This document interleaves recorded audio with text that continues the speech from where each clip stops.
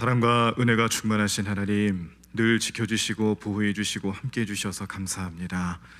오늘도 한 주의 첫날 첫 시간에 주님 전에 나와 기도하고 실시간 온라인 예배를 통해서 하나님 앞에 무릎 꿇고 제단 쌓는 우리 모든 성도들과 가정들을 축복해 주시옵소서.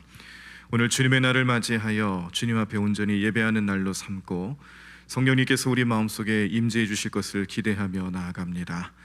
이 자리에 나와 또 제단 쌓으며 기도할 때마다 우리 모든 성도들의 간절함과 기도에 응답해 주시옵시고 우리로 필요로 하는 것들을 주님께서 채워주시고 하나님의 뜻과 하나님 나라를 세워가는 일에 앞장서는 저희들 될 수 있도록 축복해 주시옵소서. 이 어려운 시국에 우리 교회와 성도들 또 모든 삶을 지켜주시고 보호해 주셔서 감사합니다. 주님께 더욱더 감사하는 삶의 모습으로 나아갈 수 있도록 우리 마음속에 성령님 함께해 주시옵소서.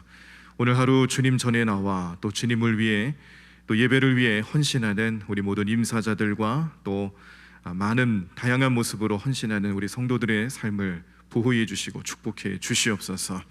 오늘 말씀을 전하실 2부 예배와 3부 예배의 말씀을 전하실 유관신 원로 목사님의 그 마음과 그 심령을 또 주님 붙잡아 주시옵시고 말씀 전하실 때마다 오늘도 은혜가 넘쳐나는 귀한 시간 될 수 있도록 축복해 주시옵소서. 우리 모든 성도들 또 우리 모든 자녀들 어느 곳에 있든지 어느 자리에 있든지 항상 우리는 예배자로 주님 앞에 나아갑니다. 오늘도 드리는 예배가 우리의 삶에 큰 능력이 되게 하여 주시옵시고 예배하는 삶을 통하여서 주님의 뜻을 알고 체험받는 오늘 하루의 삶 될 수 있도록 주님 역사하시고 인도해 주실 줄로 믿사옵고 이 모든 말씀을 예수님의 이름으로 기도드립니다. 아멘. 오늘 우리들이 함께 보실 하나님 말씀은 이사야 40장 말씀입니다. 구약성경 1012쪽에 나와 있습니다. 이사야 40장 말씀을 교독하시면서 말씀 함께 읽도록 하겠습니다.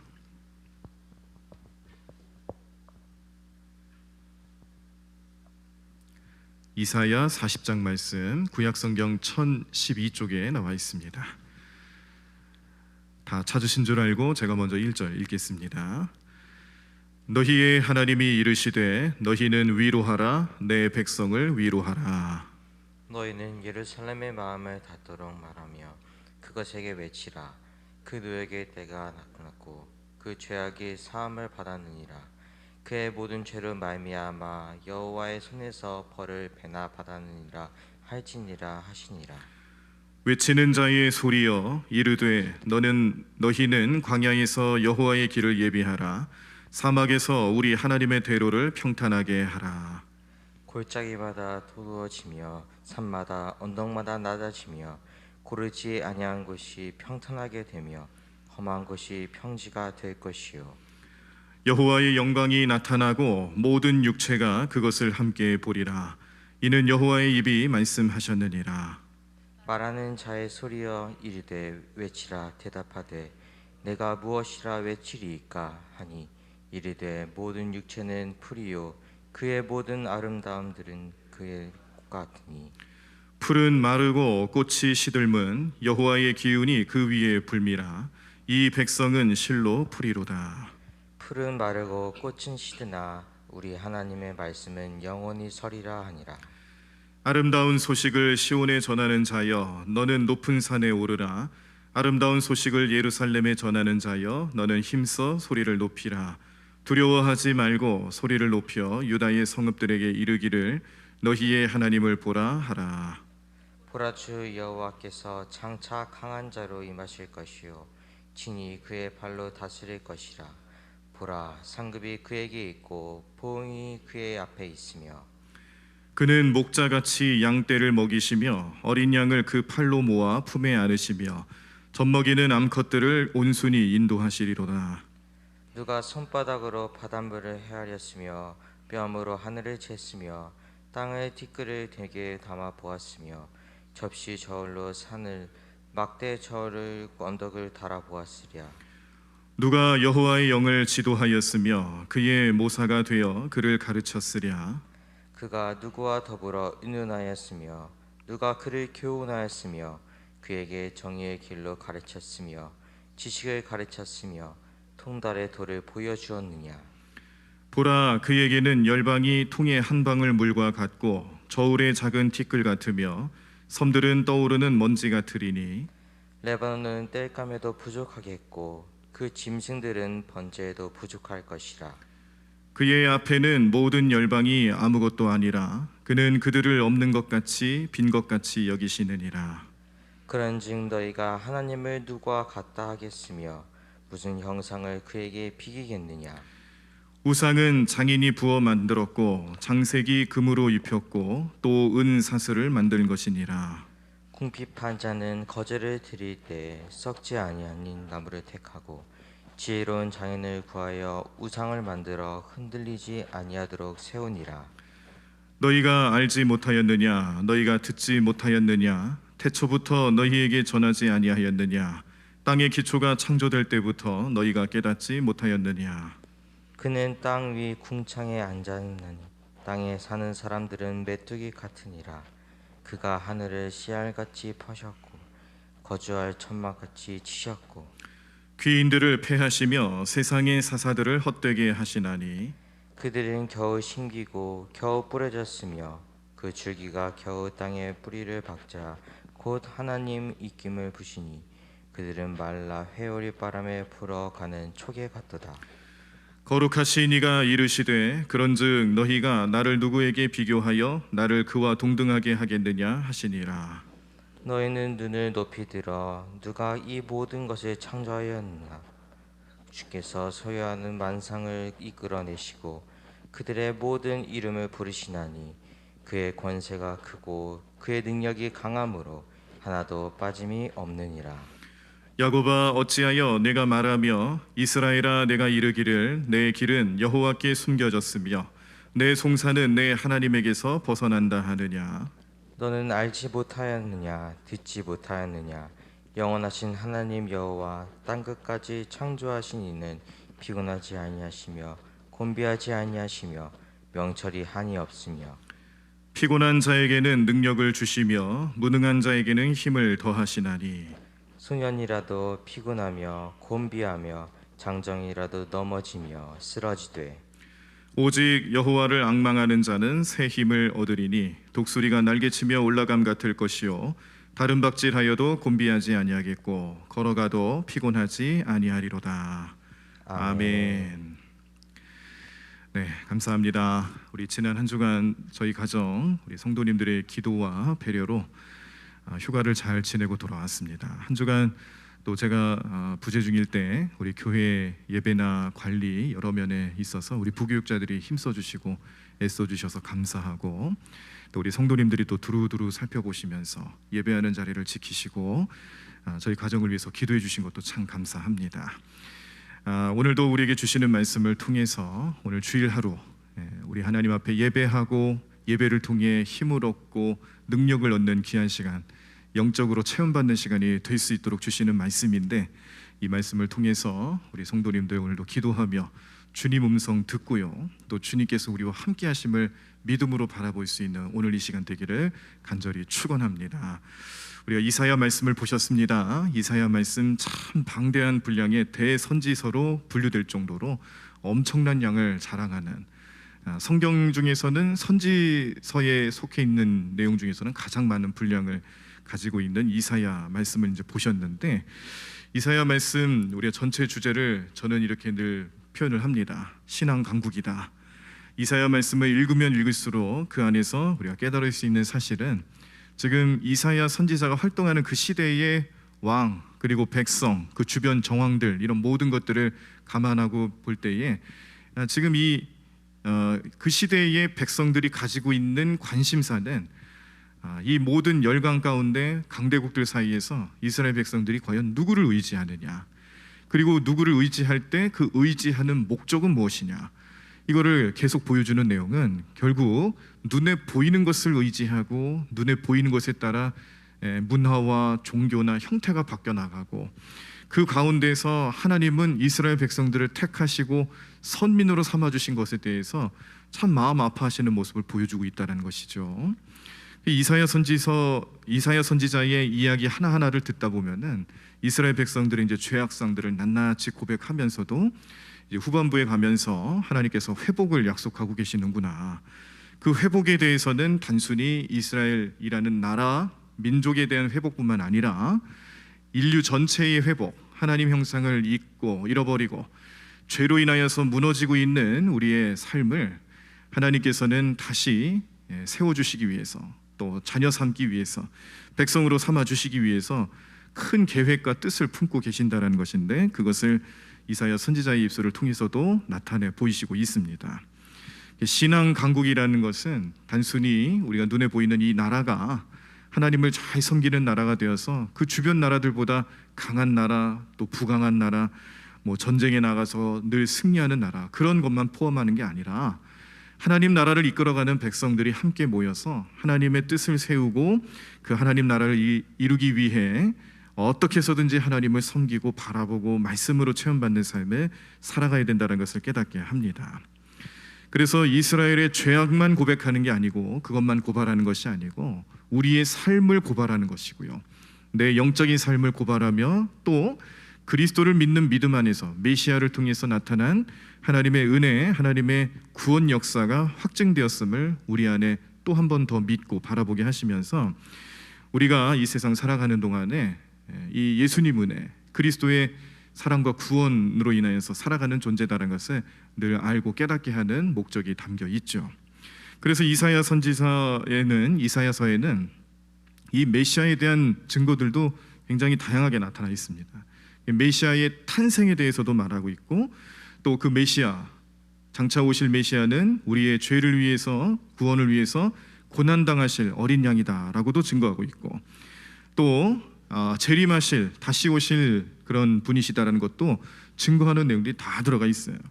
메시아의 탄생, 십자가, 고난, 그리고 재림에 대한 이야기까지 다 말해주면서, 그런데 이것을 단순히 그냥 사람들이 정보를 얻기 위한 그런 내용으로만 주는 게 아니라 이것을 굉장히 시적인 언어로 아주 아름다운 문체로 잘 표현한 것이 또 이사야서의 특징이기도 합니다.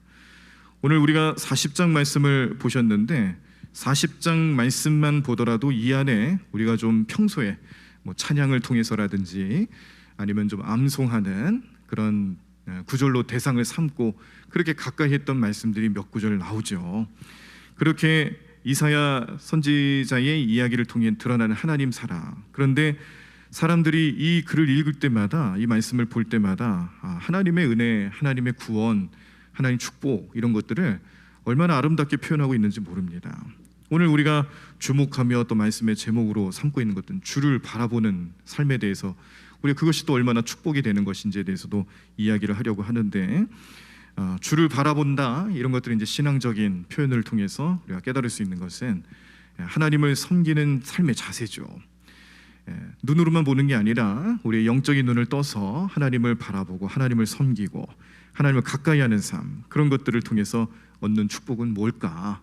이스라엘 백성들은 당시에 다른 나라들 중에서 우리가 강한 나라가 되기 위해서는 뭐 군사력을 만들어 나가야 되고 강대국들을 의지해야 되고 또 여러 가지 면에서 앞서 나갈 수 있는 그런 것들을 잘 채워나가야 된다. 물질적인 것에 관심이 많았지만, 그런데 오늘 이사야서는 사람들에게 하나님을 믿고 하나님 예배하고 하나님 따르는 삶, 그것이 영적으로 올바로 세워져 있지 않으면 결국 아무것도 아니다라는 것을 깨닫게 하면서 결국 그런 것들을 통해 얻을 수 있는 것은 무엇이겠느냐. 세상의 힘과 세상의 권력, 세상의 지혜는 시간이 지나면 지날수록 사라질 수밖에 없지만, 그러나 하나님 주시는 힘과 능력은 하나님의 속성 그대로 영원한 성격을 가지고 있어서 우리는 영원한 힘을 얻을 수 있고 영원한 능력을 얻을 수 있는 자격을 하나님 은혜 가운데 받을 수 있다라는 것을 깨닫게 합니다. 오늘 말씀의 마지막 절 9절인 31절 말씀을 보시더라도 거기에 독수리가 날개치며 올라감 같을 것이요 라는 구절이 당시에 사람들이 봤을 때는 독수리가 날개치며 올라가는 것처럼 힘찬 날갯짓을 본 적이 없다는 거죠. 새들이, 다양한 종류의 새들이 많이 있지만 독수리는 하늘의 새들의 제왕입니다. 그 독수리가 한 번 날갯짓 할 때마다 얼마나 큰 힘을 나타내는지 눈으로 본 거예요. 그들이 눈으로 본 것을 영적으로 해석하면서 하나님 주시는 능력과 힘은 독수리가 날개치는 것과 같은 그런 힘이다. 우리가 지금까지 경험해보지 못한 위대한 능력의 힘을 하나님을 바라보고 하나님을 섬기는 삶을 통해서 알 수 있게 된다는 것을 은유적인 표현들을 통해서 자꾸 알려주는 거죠. 그래서 딱딱한 문체보다는 이런 시적인 언어, 그리고 아름다운 문체, 단어들, 이런 것들을 선택하고 사용하면서 이 하나님 말씀을 우리 사람들의 마음에 좀 더 감성적으로 좀 기억하고 받아들일 수 있도록 그렇게 글자를 써내려가는 이사야 선지자의 섬세함도 우리가 보실 수가 있겠습니다. 자, 이렇게 이사야 선지자가 하나님 말씀을 전심으로 전하기 위해서 애쓰고 그리고 노력하고 있다는 것을 뭐 오늘 40장 말씀만 보더라도 알 수가 있는데 이유가 있죠. 이스라엘 백성들이 죄를 멀리하고 하나님께 돌아오게끔 하기 위해서 어떻게든 하나님 말씀을 전하는 데 있어 최선을 다하는 이사야 선지자의 외침, 그 외침이 단순히 이사야 선지자와 함께했던 당시의 이스라엘 백성들에게만 주시는 외침이 아니라 오늘 이 시대를 살아가는 우리의 삶에도 필요한 하나님 말씀이고, 이 말씀을 우리 마음속에 새겨놓고 기억하고 하나님께서 우리에게 주시고자 하시는 참된 뜻을 깨달으며 살아갈 때마다 우리 대관교회 성도님들 삶에도 은혜가 넘치고 또 말씀에 대한 깨달음을 얻으시면서 그 말씀 붙잡고 오늘 하루를 살아갈 때에 오늘 우리의 삶에도 우리가 하나님을 섬기고 하나님만 바라보는 그런 신앙적인 자세들을 통해서 주님이 주실 수 있는 힘과 능력을 온전히 얻고 또 체험하고 누리며 살아가시는 우리 모든 성도님들의 삶이 되시기를 간절히 축원합니다. 자, 오늘 본문 말씀 여러 가지 내용들이 또 들어가 있습니다만 우리가 이사야 40장을 통해서 깨달을 수 있는 여러 가지 영적인 원리들을 다시 한번 점검해 보면 이렇습니다. 첫 번째는 여전히 우리는 안목의 정욕, 이 시각과 관련된 일들로 인하여서 죄를 짓는다라는 현실에 있다는 거죠. 눈으로 보는 것에 지배를 받을 수밖에 없는 연약함을 다시 한번 깨닫습니다. 눈으로 보기만 해도 욕심이 생기고요, 그 보는 것만으로 해도 죄 짓고 싶은 마음이 드는 것이 우리의 인간의 연약함이죠. 성경은 욕심을 갖는 것 자체만으로도 죄라고 말씀하고 있어요. 보는 것이 죄고요, 보는 것 때문에 욕심을 갖는 게 죄라는 거예요. 그래서 이 죄 짓는 일이 얼마나 우리에게 있어서는 쉬운 일인가, 죄로부터 멀어지는 것은 얼마나 어려운 일인가. 이 눈으로 보는 것만으로도 죄를 짓는 일들이 많이 있으니까 우리의 성격과 우리의 성품을 그렇게 생각할 수밖에 없습니다. 그래서 사람은 눈으로 보는 것 때문에 죄를 짓고 이런 약점이 있기 때문에 오늘도 사단은 우리로 하여금 눈으로 보는 것으로 죄짓게 만드는 일에 혈안이 돼 있어요. 이렇게 눈으로 보는 것 때문에 지배당하고 연약함을 드러내는 사람들의 삶에 항상 죄짓게 만들기 위해서 우리를 찾아오는 악한 영들이 존재한다는 뜻입니다. 과학자들도 그런 얘기를 합니다. 사람의 뇌가 이 시각 정보를 다른 감각보다 더 빠르게 받는다라는 거죠. 강하게 받는다고 그래요. 그러니까 이러한 특징이 우리의 신앙생활에도 그대로 전달이 되는데 무엇을 보는가에 따라서 죄를 지을 수도 있고 그렇지 않을 수도 있는 존재가 사람이란 존재예요. 그래서 우리는 죄 짓지 않기 위해서 우리가 보는 것조차도 성별해야 됩니다. 성별한다는 것은 구별한다는 뜻이 있죠. 근데 그 구별하는 것은 내 힘으로 되는 게 안 돼요. 성령님을 의지해야 하고 성령님이 도와주셔야 하고 성령님께서 함께 하셔야 눈으로 보는 죄도 안 지을 수가 있는 거죠. 그래서 우리는 매일매일의 삶을 하나님께 맡기고 성령님께 의지하면서 살아가실 때에 특별히 내가 무엇을 보는지 어떤 걸 보는지도 우리 성령님께 맡기시면서 그렇게 살아가셔야 합니다. 오늘 이 자리에 함께 하시는 성도님들, 또 실시간 예배를 드리시는 우리 성도님들에게도 보는 것을 성별시켜달라는 강한 의지와 기도가 필요합니다. 내가 교회에 나와 있다고 해서 또 실시간 예배를 드린다고 해서 과연 나는 내가 보는 것으로 하나님께 영광 돌리고 있을까? 우리가 면밀히 좀 살펴보면은 오늘 이 시간에도 아마 제단을 바라보고 화면을 바라보시면서 저를 보시면서 이제 오랜만에 일주일 만에 보는 담임 목사가 뭐가 바뀐 건 없나, 뭐 그런 거를 관심 있게 보시는 분도 있을 것이고요. 헤어스타일은 어떤가, 내지는 뭐 넥타이는 뭘 했는가, 이런 거를 관심 갖고 보는 사람도 있을 거예요. 그리고 여기 항상 우리가 저 재단에서 예배 드리시는 분들은 이 배경이 또 눈에 들어오는 분들도 많이 있을 것이고, 또 실시간 예배 드리실 때에도 오늘은 자막을 안 씁니다만 자막을 쓰는 설교 시간이 또 있잖아요. 그때 자막에 뭐 오타는 없는지, 글자 모양은 어떤지 이런 거에 관심 있는 사람, 그런 것만 보여요. 설교자에 대해서 관심이 있으면 설교자만 보이고, 아니면 예배를 드리는 현장에 있으셔도 지금이 몇 시인지, 아니면 무슨 메시지가, 카톡 메시지가 온 건 없는지, 그런 걸 확인하는 분들도 있어요. 앞에 앉아 있는 성도님들이 오늘은 어떤 옷을 입고 오셨는지, 누가 왔는지 이런 거에 관심이 있으시면서 예배 드리는 현장에도 우리가 보는 거에 있어서 성별하지 못하는 모습이 그 현장에서도 그대로 드러나고 있다는 것을 인정하셔야 합니다. 여기 예배하는 자리에 나와 있다 할지라도, 우리가 예배하는 마음을 가지고 예배하는 시간에 함께한다 할지라도, 내가 보는 거 하나 때문에, 내 눈으로 보는 거 하나 때문에 예배에 집중하는가 집중하지 못하는가의 차이가 분명하게 나타난다는 거예요. 만약에 예배 드리는 이 시간 우리 성도님들이 하나님께서 나를 향한 그 십자가 은혜와 그 사랑을 어떻게 보여주시는지 관심이 있으시다라면은, 그런 지금 제가 여러 가지 드렸던 그런 우리 눈에 쉽게 보이는 그런 것들은 이제 별로 신경이 안 쓰이실 겁니다.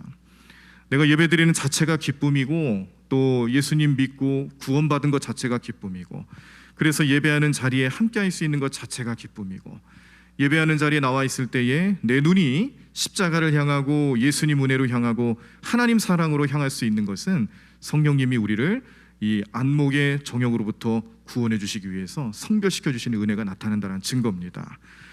지금 예배와 전혀 상관없는 것에 다른 것들에 관심이 있고 거기에 마음이 팔려 있다라면 이미 우리는 예배에 실패했다라고도 말씀드릴 수가 있어요.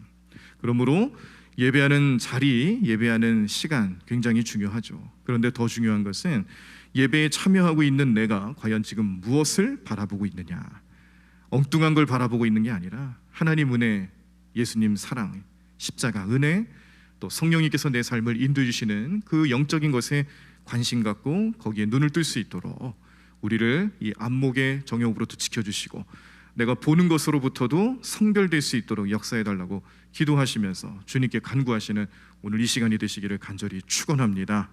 참된 예배자가 되기 위해서 우리가 먼저 해야 될 것은 내 눈을 죄짓게 만드는 사탄의 유혹으로부터 구별되는 거예요. 안목의 죄로부터 자유해야 되는 것이죠.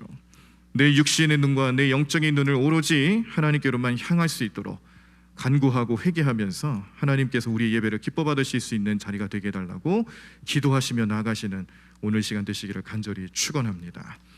자, 그러므로 우리는요, 지금까지 내가 바라보고 관심 갖고 있던 것들로부터 눈을 돌리기만 해도 많은 변화가 일어날 수가 있어요.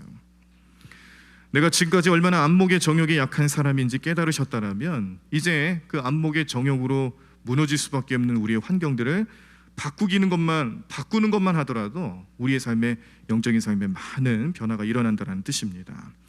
이제 죄로부터 눈을 돌려서 하나님을 바라볼 수 있는 삶을 살아가셔야 하고, 우리의 관점과 우리의 시야가 하나님의 구원, 하나님의 축복, 그거로부터 출발한다는 것을 기억하시면서 그 믿음을 가지고 살아가시는 여러분들 삶이 되기를 간절히 축원합니다. 그 대표적인 예로 성경 말씀에 민수기를 좀 들 수가 있겠는데, 모세가 백성들을 이끌고 광야 생활을 하던 중에 백성들이 또 막 불평불만하죠. 그때 하나님께서 진노를 하셔서 불뱀을 보내십니다. 불뱀을 보내면서 사람들을 막 죽이시는 거예요. 불뱀에 물린 사람들이 어떠한 치료도 받을 수 없고 다 죽어나가는 거죠. 그 현장을 바라보면서 모세가 간절히 기도하고 응답을 받은 것이 놋뱀을 세우게 하는 거였습니다. 누구든지 놋뱀을 바라보기만 하면 하나님께서 그 불뱀으로부터 당하는 심판을 면하게 해주시는, 그리고 구원해 주시는 역사가 나타나는데, 그 현장에서 다양한 사람들의 의견이 나오는데 대표적인 건 두 가지죠. 놋뱀을 바라봐야 무슨 소용이 있겠느냐 그러면서 보지도 않는 사람들이 있는가 하면, 놋뱀을 바라보면 그 순종으로 인하여서 하나님께서 은혜를 베푸시고 구원을 베푸시는 축복의 주인공이 되는 사람들이 있었어요. 참 재밌죠. 재밌다는 표현보다는 참 우리가 생각할 때에 어떻게 이런 현상이 일어날 수 있을까, 말씀을 읽으면서 좀 드는 생각은, 저 같으면 그 현장에서 어떠한 일이라도 하겠어요. 내가 살 수만 있다라면, 불뱀의 공격으로부터 살 수만 있다라면 뭘 시켜도 다 하겠어요. 얼마나 그 생명에 대한 간절함이 있겠습니까? 죽고 싶지 않아서 몸부림치고 발버둥치는 인생들인데 그 자리에서 노뱀만 보기만 하더라도 구원받을 수 있다라고 얘기해 준다면 그렇게라도 하겠어요. 그런데 재밌는 것은 안 그런 사람들도 있다라는 거죠. 노뱀을 바라보기만 해도 구원받을 수 있다라고 얘기하고 그게 복음인데 그 복음을 그냥 한쪽 귀로 흘려버리는 그런 사람들도 그 자리에 있었다는 겁니다. 제가 이해할 수 없는 것은 생명에 대한 간절함이 분명히 있을 텐데 구원에 대한 간절함이 못 따라가는구나, 그런 느낌이 드는 거죠. 그 자리, 그 당시 자리에 어떻게 됐습니까? 보는 사람도 있었지만 안 보는 사람들도 있었다는 거거든요. 이게 오늘날 우리의 복음을 전하고 복음을 받아들인 현장 아니겠습니까? 우리가 눈을 돌리는 것만으로도 또 죄를 짓게 만드는 일로부터 시야를 바꾸는 것만 하더라도 구원을 받을 수 있는 역사가 일어날 수가 있는데 거기에 대해서 관심 갖지 않고 의심하고 멀리하는 사람들은 결국 죽음을 맞이한다는 거예요. 불뱀에 물려 죽어가는 백성들도 있었다라는 것처럼 오늘 이 시대를 살아가는 우리에게 있어서도 십자가를 바라보는 사람이 있는가 하면 십자가를 보지 않는 사람들도 있다라는 거죠. 나를 살리고 나를 구원하실 수 있는 유일하신 방법, 유일하신 구원의 길인 예수 그리스도의 십자가를 바라보는 것만으로도 구원받을 수 있다라고 늘 우리는 선포하고 복음 전하고 말씀 전하는데 그것을 콧방귀 끼며 보지 않는 사람들도 여럿이 있습니다. 그래서 오늘 우리는 그런 생각을 합니다. 정말 이 죄를 짓게 만드는 것으로부터 우리의 시야, 우리가 바라보는 것, 우리의 시선을 바꾸는 것만으로도 얼마나 큰 축복인가. 바꿀 수 있는 마음을 주시는 것만으로도 얼마나 큰 축복인가 깨달음을 얻게 되죠.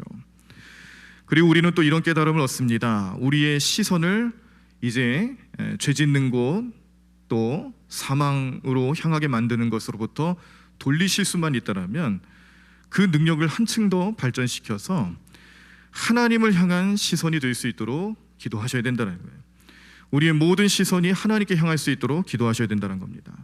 그럼 우리의 모든 시선은 어떤 것일까? 제가 좀 세 가지로 좀 정리를 해봤는데 우리의 모든 시선 중에 중요한 세 가지. 그 첫 번째 시선은 우리의 시야, 우리의 시선을 예배를 사모하는 것으로 바꾸시라는 거예요. 우리의 시선을 예배로 향하셔야 합니다. 예배는요, 하나님의 피조물로 창조된 사람들이 하나님 앞에 보여야 할 가장 기본적인 영적인 삶의 모습이고, 예배는 우리가 하나님께 영광을 올려드리기 위해서 하는 행위들이지만 그 예배 행위 하나하나는 하나님께서 정해주시고 하나님께서 이끌어주시는 방법대로 이끌림을 받는 시간이기 때문에 결국 하나님께로부터 나오는 신령한 은혜와 신령한 능력을 체험받는 시간이기도 합니다. 지금까지 세상을 향해 바라보고 있었던, 마음 쏟고 있었던 우리의 삶을 이제 돌려서 예배로 향할 때에 이 예배 드리는 시간이 짧으면 1시간 이내로, 길면 1시간 반 이렇게 드려지는 예배 시간이 그냥 단순히 종교 행위를 하는 것처럼 기독교를 믿는 사람들이 그들만의 문화를 가지고 있는 그런 여가 시간처럼 느껴지는 경우들이 많이 있지만, 그런데 예배의 실제적인 영적인 의미를 바라봤을 때는 예배를 드림으로써 하나님께서 주시는 힘과 능력을 공급받는 시간이라는 거죠.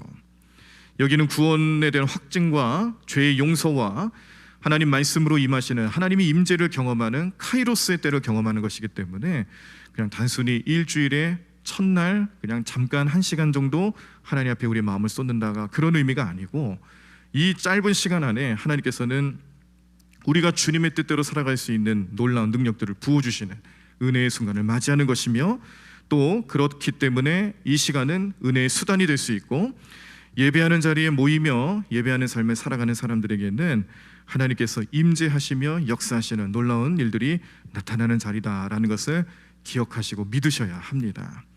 마태복음 18장 20절에 보시면요, 두세 사람이 내 이름으로 모인 곳에는 나도 그들 중에 있느니라 라는 말씀을 주셨어요.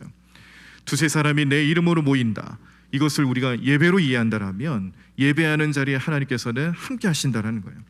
하나님께서 예배하는 자리에 임재하실 때에 하나님과 함께하는 사람들을 누가 이길 수 있겠습니까? 누가 넘어뜨릴 수 있겠습니까?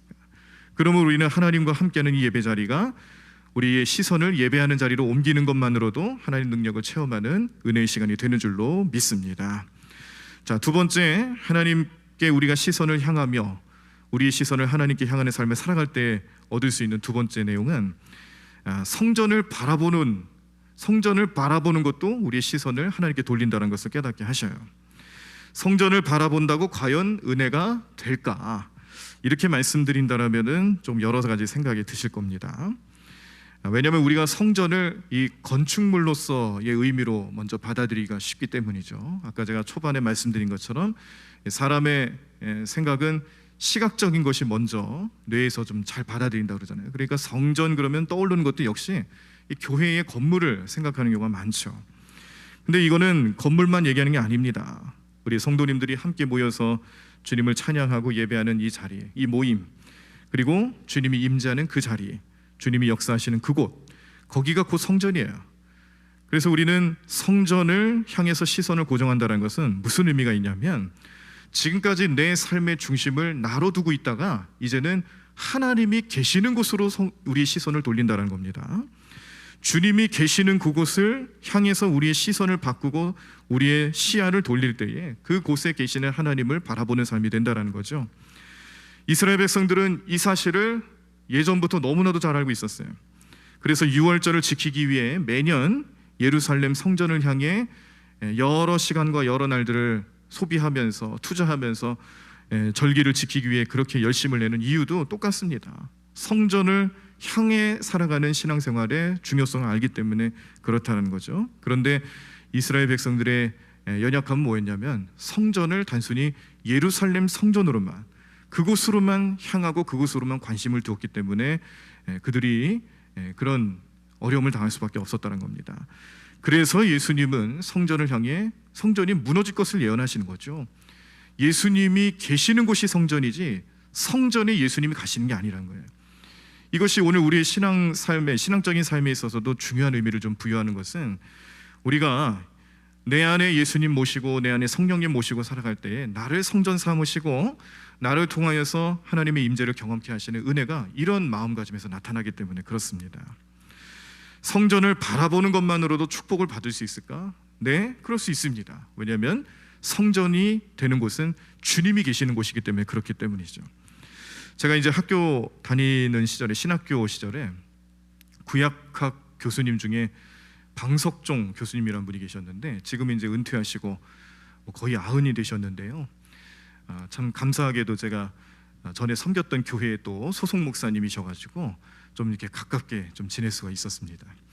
근데 제가 학교 다니던 시절에 이 교수님을 뵐 때마다 별명이 있으셨어요. 제가 만든 별명은 아니고 이제 선배님들이 별명을 만들고 꾸준히 전해 내려왔던 별명인데, 그 별명이 뭐냐면 돈키호테라는 이름에서 앞 글자만 바꿔가지고, 아까 방석정 교수님이라고 그랬는데 방키호테라는 별명이 있었어요. 왜 방키호테냐 물어보니까 워낙 엉뚱한 그런 행동들 많이 하셔가지고 선배님들 사이에서 방키호테라고 그렇게 불려지더라고요. 뭐 대표적인 예로 시험을 봅니다. 시험을 볼 때 이제 필기 시험을 이렇게 보니까 시험을 치르는 데 있어서 이제 범위도 있고, 그 범위를 보고 공부하고 준비를 할 거 아니에요. 그게 정상적인 모습 아니겠어요? 그런데 이 교수님은, 자, 오늘 우리가 이 교재로 어느 교재에 몇 페이지부터 몇 페이지까지 기말고사에 나옵니다. 알려주세요. 그러면 그 내용을 그냥 계속 막 외우다시피 해가지고 공부를 해요. 근데 나중에 시험지를 보면은 전혀 엉뚱한 데서 문제가 나오는 거예요. 공부한 데서 나오지 않고 이전에 배웠던 내용 내에서 나오는 거예요. 그래서 나중에 학생들이 교수님한테 항의를 하죠. 아니, 시험 범위에 돼 있지 않는 부분들이 시험으로 나왔다고. 그러면은 교수님 뭐라고 얘기하시냐면은 시험 범위를 알려주면 그 내용을 공부하는 것도 중요하지만 이전에 배웠던 것도 알고 있어야 되는 거 아니겠느냐, 그러면서 그래서 거기서 시험을 냈다고 그러시면서 할 말을 잃게 만드는 분이 그 교수님이셨어요. 워낙 좀 그런 엉뚱한 생각과 행동들도 하셨지만, 근데 굉장히 좀 그 학자로서 그 권위가 있으신 분이세요. 독일에서 공부를 많이 하시고 구약학, 지금 뭐 우리나라 뭐 감리교 신학자들 사이에서는 구약학이라고 하면 방석종 교수님을 거의 모르는 분이 없다시피 할 정도로 유명한 분이시고, 머리가 좋으시고 굉장히 똑똑하신 분이시고, 행동이 좀 그래서 그렇지 아주 대단한 그런 학자십니다.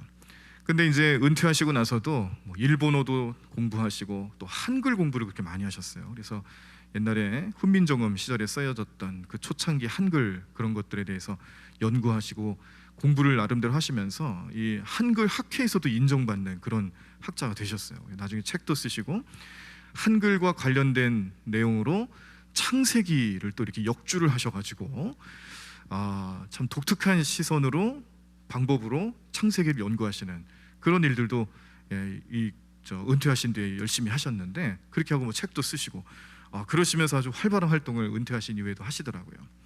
근데 제가 오늘 이 교수님을 말씀드리는 이유는 신학교 시절에 이 교수님이 얼마나 이 목회자들을 무시했는지 몰라요.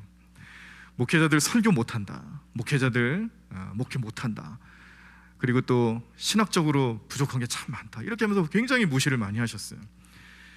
대놓고 강의 시간에 그런 얘기를 하시기도 하고, 또 소속 목사님으로 계시는 교회에서도 가끔씩 그런 얘기를 하시니까 좀 불편하죠. 저 같은 경우는 학교에서 그 교수님 밑에서 공부도 했고 어떤 분인지 잘 아니까 교회에서 다시 만났을 때에 좀 마음이 좀 불편하더라고요. 네. 이 교수님하고 어떻게 또 잘 지낼 수 있을까, 그런 걱정도 있었는데, 그런데 얼마 가지 않아서 그런 생각이 다 바뀌었습니다. 왜냐하면 그 교수님께서 한번 재단에 강단에 쓰셔서 설교를 하신 적이 있는데, 설교를 하시다가 그런 고백을 하세요. 교수님이 그 학생들을 가르치던 교수 시절 때는 잘 몰랐는데 은퇴하시고 나서 이제 강단에 설 일이 별로 없으시니까 이제 교회에서 이제 가끔씩 설교를 하셨거든요. 이 설교를 몇 번 서보니까 교수님이 그동안 가지고 계셨던 생각이 다 바뀌었다라는 거예요. 목사님들이 그동안에는 뭐 신학적인 지식이 없고 약하고 공부를 안 하고 뭐 이런 비판적인 내용들만 좀 생각이 났었는데, 본인이 강단에 서서 설교를 해보니까 목사님들이 위대해 보이기 시작한다는 거예요.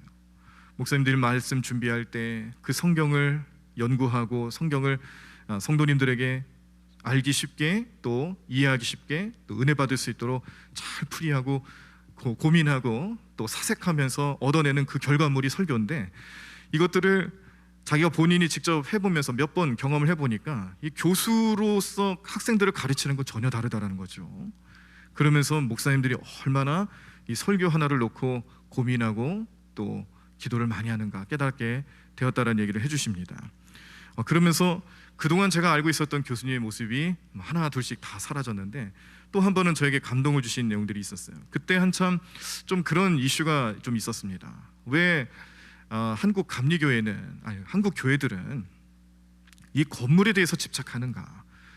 이게 좀 어찌 보면은 그 목회자들을 좀 꼬집는, 비꼬는 말투로 드러나는 주제이기도 한데, 목사님들이 이 건축에 대한 욕심이 너무 많다 보니까 이 건축하는 것 때문에 좀 재정적인 면이나 또 여러 가지 면에서 어려움을 겪는데도 불구하고 교회를 크고 웅장하게 아름답게 만들려고 하는 일에 너무 집중하니까 이게 좀 이슈가 좀 된 적이 좀 있었어요.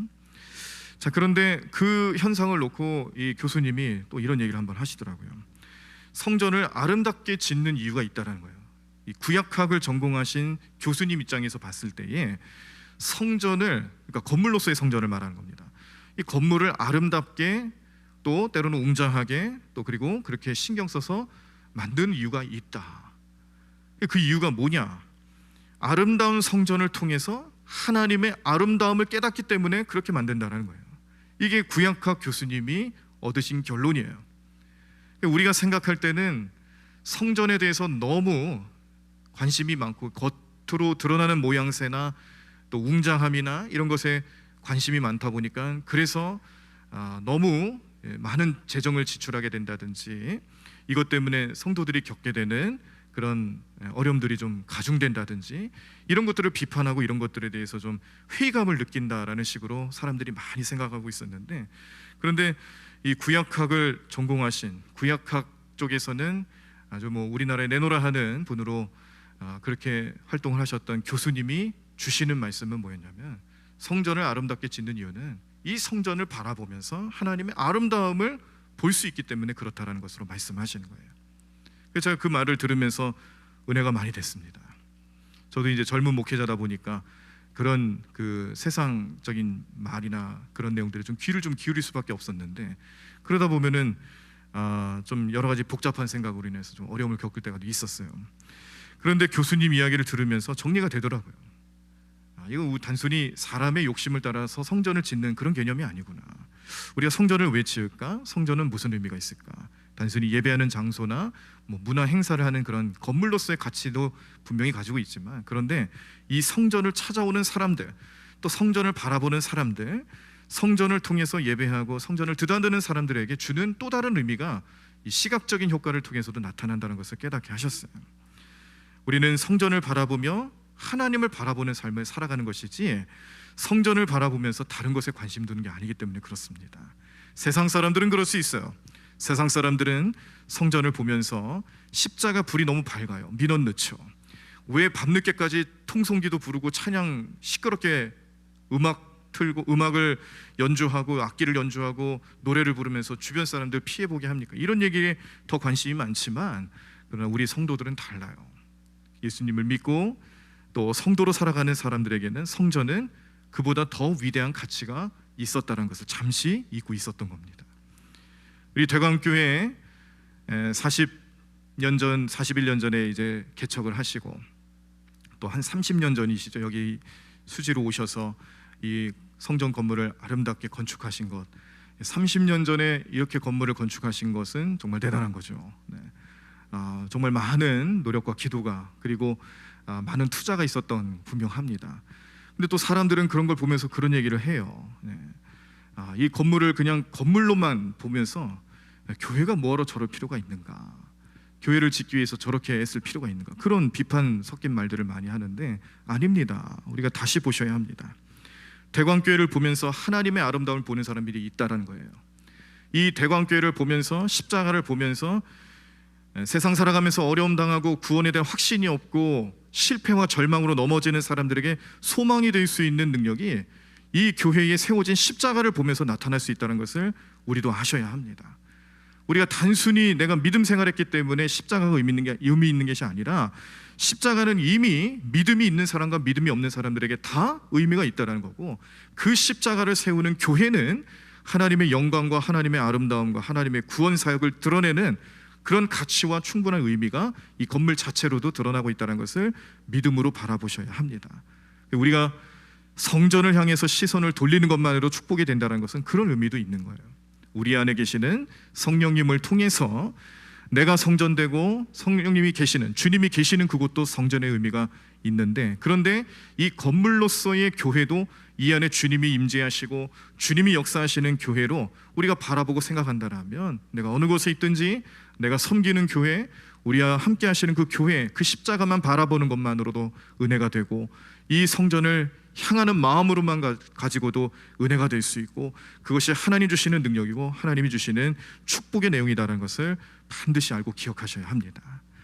여러분들이 여기 생활하시면서 이 세상 살아가시면서 그런 경험 하시는지 모르겠는데, 마음이 아프고 스트레스 받고 힘들고 어려움이 있을 때에 성전을 떠올리는 한번 그런 훈련을 좀 한번 해보십시오. 교회를 한번 떠올리시는 훈련. 그럼 어떤 마음이 들까요? 오늘 이렇게 참 어렵고 힘든 경험들을 했는데 교회 가서 한번 기도 한번 할까? 교회 가서 주님께 간구하며 무릎을 꿇어야겠다. 이런 마음 주시지 않겠어요? 우리가 지금 코로나 상황으로 모이는 것 자체가 제한적이고 어려움이 있지만, 그러나 그런 마음까지도 우리를 무너뜨릴 수는 없습니다. 그래서 지난번엔 뭐 아예 여기 현장에 그 예배를 준비하는 스태프들만 허용이 되고 성도님들은 오시지 못하도록 방역 당국의 지침이 내려졌을 때도 그런 얘기를 제가 하지 않았습니까? 새벽기도회 현장에서 못 드리지만 여기 뭐 저 예배 드리는 현장이 실시간 온라인 예배를 할 때는 뭐 가정에서 예배 잘 드리시고 그 이후에 오셔서 기도하시라고, 그리고 새벽 시간이 어려우시면은 하루 중에 편한 시간에 언제든지 오시라고, 와서 기도하고 와서 주님 만나는 시간, 이 성전을 통해서 경험하라고 그런 말씀 드린 건데, 이게 단순히 건물이기 때문에 그런 게 아니란 거죠. 이 건물이 가지고 있는 건축적인 의미도 분명히 있지만 그 안에 더 위대한 의미가 있기 때문에 우리는 이곳을 찾는 겁니다. 자, 그리고 성전을 보는 마음을 갖는 것처럼 주의 종들도 기억해 주세요. 우리 시선을 돌리는 여러 가지, 시선을 바꾸는 여러 가지 모형 중에 주의 종들을 바라봐 주십시오. 이스라엘 지파는 모두 12개 지파가 있습니다. 그 12개 지파 중에 레위 지파라는 한 개 지파를 하나님께서 선택하셔서 이스라엘의 예배를 인도하고 하나님 뜻을 전하고 가르치는 일에 특화된 지파로 만드시고 성별해 주셨어요. 다시 말하면 성직자로 구별해 주신 거죠. 그래서 레위 지파는 하나님 일에 전념하고요, 백성들이 영적으로 잘 살아갈 수 있도록, 구별된 삶을 살아갈 수 있도록 돕고 협조하고 가르치는 일들도 감당을 하고 있었는데, 오늘날에도 우리 교회들마다 이렇게 레위 지파처럼 성별된 삶을 살아가는 성직자들도 있고, 또 성직자들을 도와서 평신도 사역자로 구별되어서 함께 주님의 사역을 감당하는 많은 성도님들이 계십니다. 우리 성도님들이 영적인 어려움에 빠졌을 때 힘겨워하고 고민하고 고난당하고 그런 여러 가지 문제들을 맞이하고 있을 때에 이분들을 먼저 생각하세요. 우리가 다른 방법으로 해결하고 싶어서 찾는 그런 여러 가지 방법들도 물론 있습니다. 뭐 다른 방법이라고 한다면은 물질적인 것이 될 수도 있겠고요. 세상 사람들은 그 스트레스 그냥 잊고 지나면 된다라는 생각으로 술을 마신다든지 담배 핀다든지 심하면은 마약을 한다든지 이런 것들로 우리의 그런 정신적인 어려움을 좀 해소하는 방법들을 찾을 수가 있겠죠. 어떤 분들은 점쟁이를 찾아가서 내 미래는 어떤지 물어보고 싶기도 하고, 타로점이라든지 운명이라든지 철학관이라든지 이런 데 찾아가면서 우리가 궁금해하는 것들을 좀 얻고 싶은 마음으로 표현하는 사람들도 분명히 있습니다. 그런데 성도들은 다릅니다. 성도들은 이런 어려움이 있을 때에 목회자들을 생각하시는 거예요. 또 평신도 사역자들을 떠올리시는 거예요. 목사님 찾아가서, 전도사님 만나서 내 고민을 얘기하고 기도 요청하고, 평신도 사역자들, 우리 속장님들, 선교회장님들, 또 우리 교사들도 있고 부장님들도 있고, 그런 여러 가지 평신도 사역자들의 삶을 기억하고 내 문제, 내 기도 제목들을 나누면서 함께 기도하고 함께 주님의 은혜를 경험할 수 있도록 우리 주의 종들을 먼저 바라보시는 삶을 필요로 하는 겁니다. 하나님께서 우리의 삶에 이러한 여러 가지 시선들을 돌릴 수 있도록 우리의 마음에 좋은 것들을 이미 주셨는데, 이런 것 하나하나 우리 성도님들 마음속에 기억하시면서 오늘 이사야 40장 말씀에서도 하나님께서 이스라엘 백성들을 구원하시기 위해서 여러 가지 은혜를 주실 때 시선을 돌리는 것, 오늘 이 31절 말씀에서는 주를 앙망하는, 오직 여호와를 앙망한다라고 했을 때 그 앙망한다는 것은 바라보는 거잖아요. 존경하는 마음을 가지고 바라본다는 뜻이지만 우리의 믿음의 언어로는 주님께 시선을 고정한다는 그런 뜻 아니겠습니까? 주님께 시선을 고정하고 주님만 바라보는 삶을 살아가실 때에 우리에게 주신 여러 가지 축복의 은혜들이 있는데, 그런데 우리의 각오와 우리의 마음에, 우리의 삶의 변화도 필요로 하는 겁니다. 첫 번째는 예배를 사모하고, 두 번째는 성전을 바라보는 거예요. 그 성전의 의미는 건물로서의 의미도 있지만 주님이 임재하는 성전의 의미도 있다라는 것, 그리고 주의 종들, 평신도 사역자들을 또 바라보시자라는 거죠. 세상 살아가면서 어려움이 있을 때에 홀로 해결하려고 하고 주님이 뜻하시지 않는 것으로 해결하려고 하지 마시고 함께 나누시고 함께 기도하시고 함께 요청하시면서 그 은혜로 살아가시는 우리 성도님들의 삶이 되기를 간절히 축원합니다. 물론 여기는 주의 종들을 바라보자라는 말에는 오해하시면 안 돼요. 주의 종들이 하나님의 뜻이 아니에요. 그 주의 종들을 통해서 주시는 역할과 사명이 있는데 그걸 통해서 함께 은혜를 누리자는 것이지 하나님 자리를 대신하자는 건 아니에요.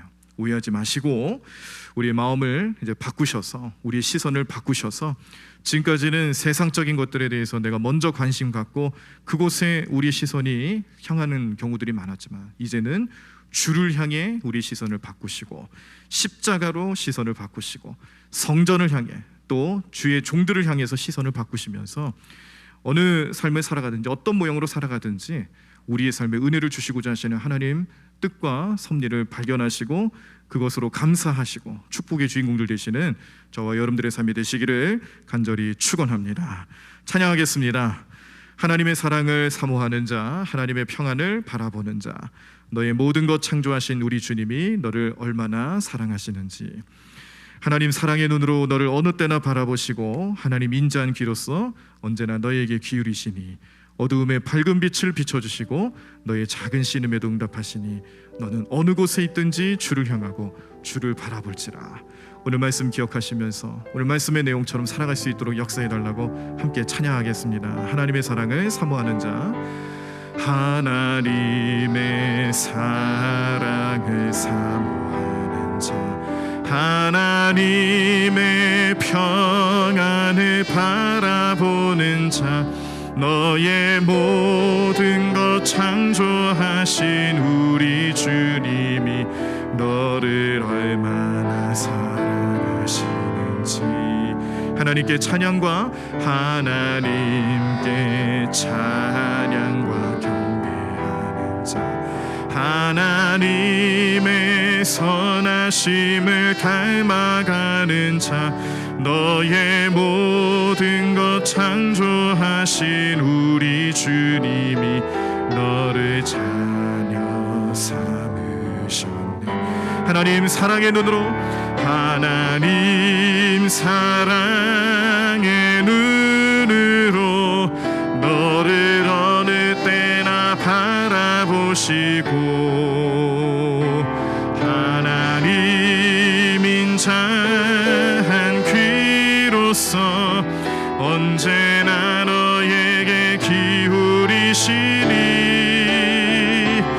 어두움에 밝은 빛을 비춰주시고 너의 작은 신음에도 응답하시니 너는 어느 곳에 있든지 주를 향하고 주만 바라볼지라. 하나님 사랑의 눈으로, 하나님 사랑의 눈으로 너를 어느 때나 바라보시고,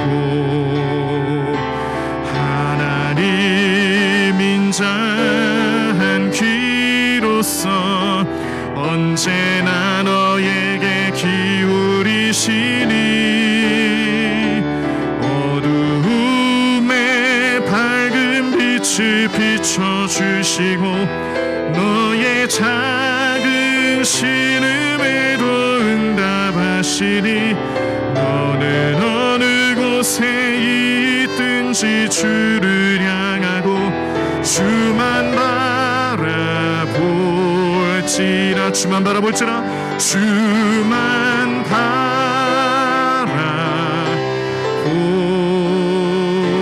바라볼지라. 우리 다 자리에서 일어나시겠습니다. 오늘 말씀을 기억하며 우리의 시선을 이제 세상으로부터 멀리하고 하나님만 향하는 시선이 될 수 있도록 역사해달라고 우리 성령님 의지하며 우리 함께 통성으로 기도하겠습니다. 하나님 감사합니다. 주님, 오늘도 주님의 자리에 나와 주님께서 함께 하시는 이 자리에 주님 앞에 무릎 꿇고 기도하며 주님께 간구하는 우리 모든 성도들의 마음을 붙잡아 주시옵소서. 하나님, 오늘도 주님과 함께하는 삶이 나타나기를 원하오니 주님 성령님께서 우리 모든 마음을 주장하여 주시옵시고 오늘 하루 주님의 뜻대로 살아가는 개선 될 수 있도록 인도하시고 도와주시옵소서.